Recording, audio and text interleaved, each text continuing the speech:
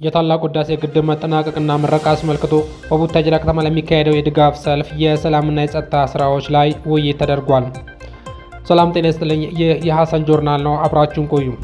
በምስራቅ ጉራጌ ዞን በቡታጅራ ከተማና በመስቃን ወረዳ አስተዳደር ዕለተ ሐሙስ መስከረም 8 2018 የታላቁ ህዳሴ ግድብ መጠናቀቅና ምረቃ አስመልክቶ ለሚካሄደው የድጋፍ ሰልፍ የቅድመ ዝግጅትና የሥነ ሥርዓቱ ሰላምና ጸጥታ የማስጠበቅ ስራ ላይ ውይይት ተደርጓል።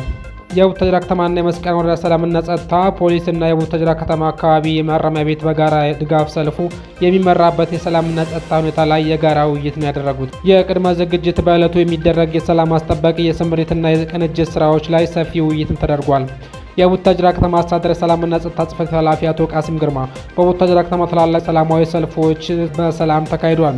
የፊታችን ሐሙስም በቡታጅራ ማዕከል ለሚካሄደው ሰልፍ የደህንነት ኮሚቴ በማቋቋም እየተሰራ መሆኑ ገልጸው ሁሉም የድርሻውን በኃላፊነት መወጣት እንዳለበትም አሳስበዋል። ያለምንም የጸጥታ ስጋት በሰላምና በተሳካ ሁኔታ ሰልፉ ለማድረግ የድርሻችን መወጣት ችግሮች እንዳይፈጠሩ የቅድመ መከላከል ስራ ላይ ትኩረት ተደርጎ ይሰራልን ብለዋል።